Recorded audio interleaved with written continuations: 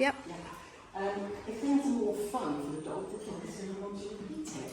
It's all about building up relationships, and that's what we're going to be doing, is to build up the relationship and to build up the understanding between us and the dog. And the key thing is clarity between us and the dog, making things clear, right? And for those of you that don't know me, I'm actually a qualified behaviourist, BSc Honours in Behavioural Sciences, and also another degree in psychology, because I wanted to know all about learning processes. So it's something, it's a passion to me, this learning thing and improving the way that what's happened? Okay. And so, I say this clarity thing is something very, very important. And to bear in mind that all learning is a process, okay? And it's a slow process. Because if we try it and go too fast too soon, what you're trying to build is just going to collapse, because you end up lumping all the information into your dog's brain to the point where it just goes, I can't understand what you're trying to do.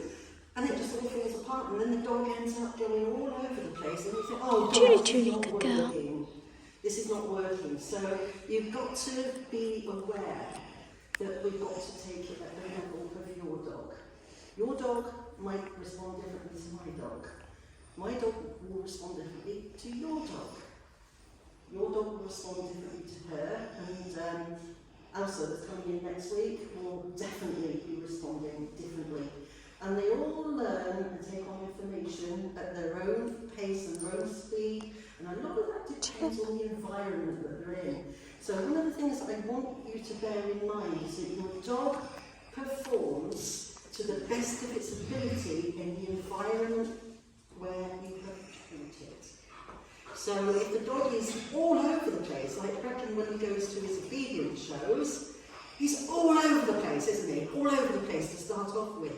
And that's basically telling me too much information is coming into his head that he can't process what's going on. So what I do is find a nice little quiet area, or I try and find a nice quiet little area, and just get him into that mode to say to him, this is what you're here to do, and just do a bit of training with him, and then he goes, right, we're here to do this.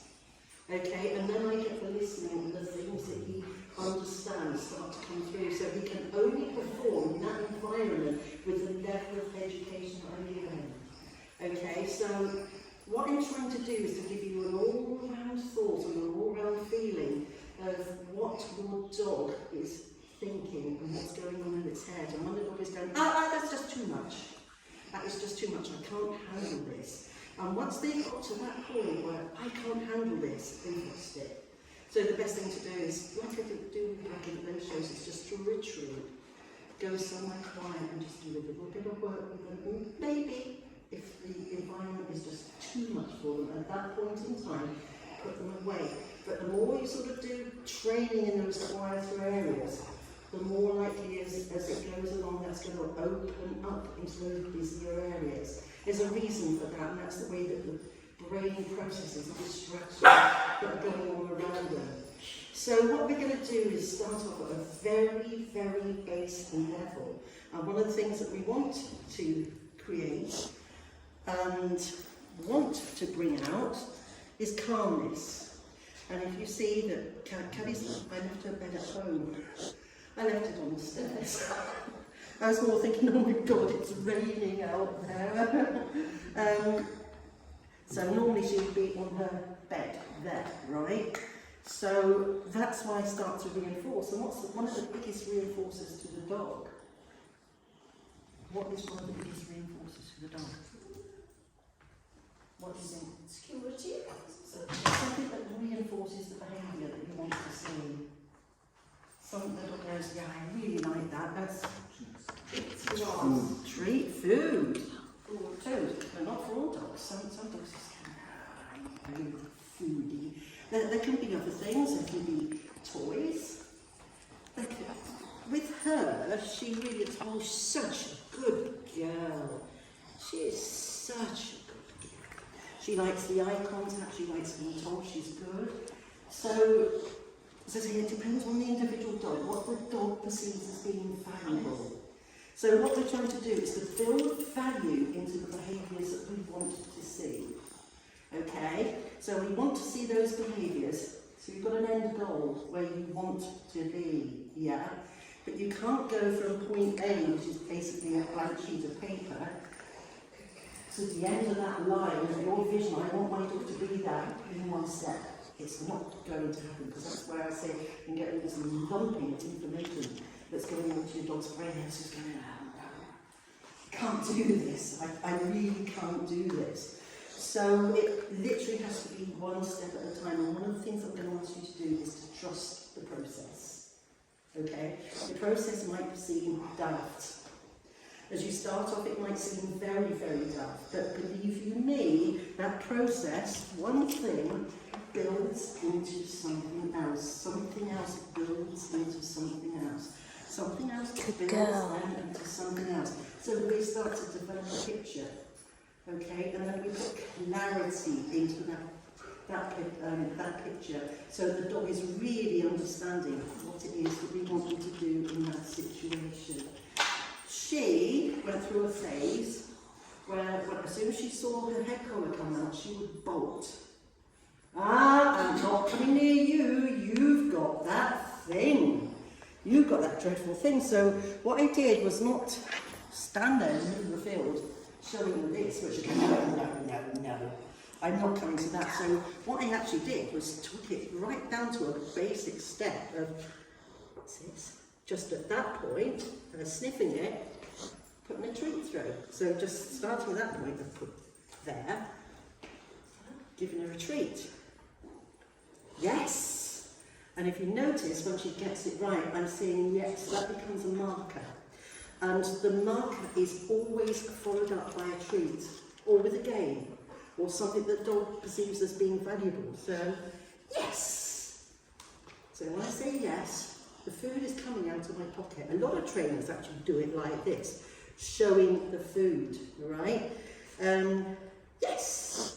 You can fall into a trap with that, but the dog will only do it if you've got food in your hand. Okay. So I've got, put your head in. Yes, good girl. And then the treat comes. So what I did, as I say, was just broke it down into little steps like that, so it becomes a game. And then what I did was growing the process of standing further away. Yes! Good girl. So that yes is always followed by a treat. And the yes is actually saying to her, that's what I want. That's what I want, and that's what's getting you the reward. Yes! So eventually I can go further and further away from her, and she starts coming and putting her head in. Alright, as I say, I start off with little baby steps, so that might seem a bit mad, just doing that, but you can see where it grows to, can't you? So little problems that she throws, because she's still quite young, little problems that she throws at me, I just look at that problem and think, right, what's the solution? Okay, how do we turn something into a game that's going to say to her, it's actually really nice to do this. Don't be frightened of it. It's fun. Just put your head in and good things happen. So, as I say, the little challenges that we always throw at us as they're developing, as they're getting older, you just look at them and start to think to yourself, how can I train a game into this? Because we're going to be training with games, okay? Because it's the games the dog thinks, wow, yeah, I like this, we'll do this. And as they start to give you the behaviours that you want, you can start naming what they're doing. So once she got beyond those little baby steps, what I say to her is, we'll sort it out. Callie, put your head in. Yes, good girl. So she understands the word, and say that's creating the clarity to her. Okay, so naming comes further along. So what we're going to do to start off with, we're going to, there's a couple of things that I'm working towards with this. A couple of things. I want you to see if you can spot that. Okay, so I hold you. Good boy. That's really nice. What's this? Ready? Oh, it's gone on the side. Yeah, good boy.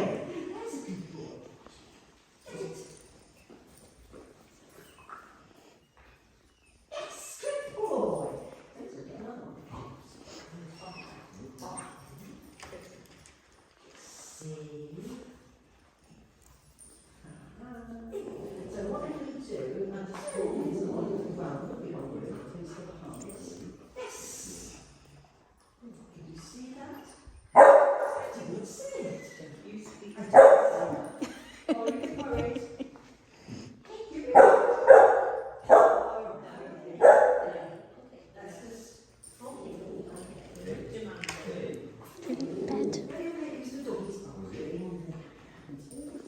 Oh no, I can't now. Right, I'm leaving for my house. Yeah, he's lost it. Okay, he's lost it. He's, oh my God! Somebody's made a noise. I don't know what that noise is. Do I need to ride? Do I need to hide? That's very strange. It's from a learning brain to a panic brain. Okay, so I'm just going to allow him just to hide, if that's what he wants to do. I think he wants to come back on. Yes, good boy. Yes, a good boy.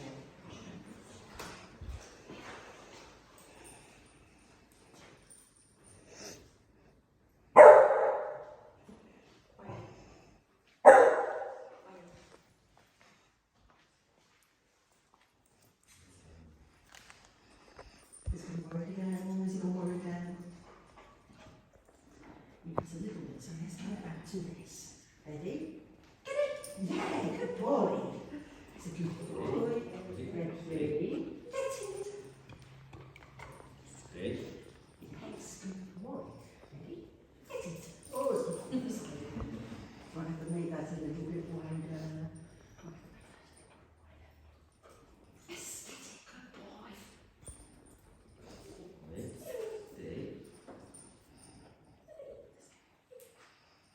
He's going to do it. Get your good hand.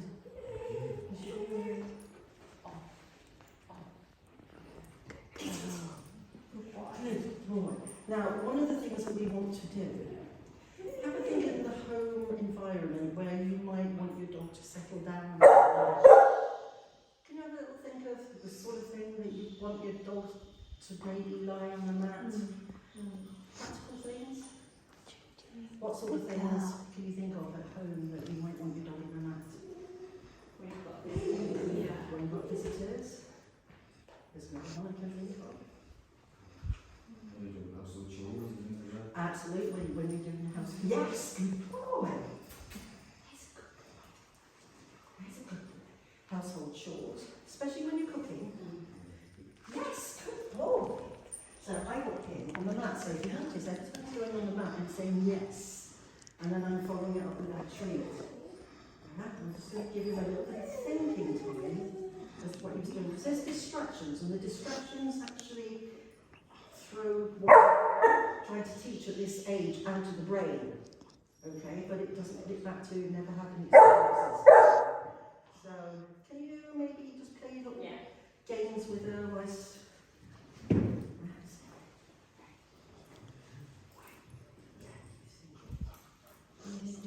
no, so I'm not going for it again.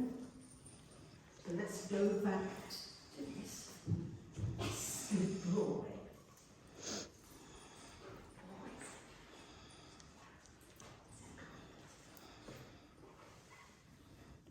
Get it. Yeah, good boy. Get it. With this. That's it. Come on. It's off. Just there. Good boy. Right, so couple of things here. If you notice, I'm holding on to something when I throw the tree. Get it? One of the first things that I often see with people that can't put their dogs into them is that they don't like their harnesses being grabbed, and they don't like people restraining them. So that's one of the angles I'm coming from here. I want them to think having a collar grab is lovely. So this is a collar grab game. And also, being on there is an absolute wonderful place to be. So, as I say, what I'm doing is just holding on to him there, throwing the trees onto there, putting a little restraint, and then flicking him so that he goes. Okay? So, this is the first little game I want you to play with your dogs.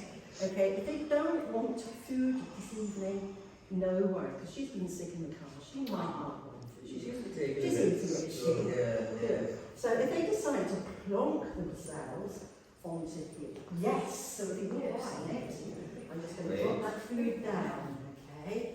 So let's give them a little bit more room so they're not distracting each other. Okay, so Rachel, because this is not a harness, we're going to do this a little bit differently, okay? Can you see Lee? Hang on, I'll come We're round. going to do this with her in a minute. She's got harness or collar? Harness. Harness, okay. I'm going to take the collar.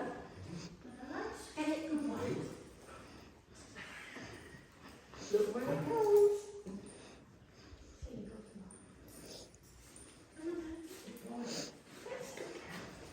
So hold the collar. Yes, good girl. And I'm trying to throw it into her eye line so that she can see where it goes. There's no point in just throwing it when the dog's sniffing on the ground.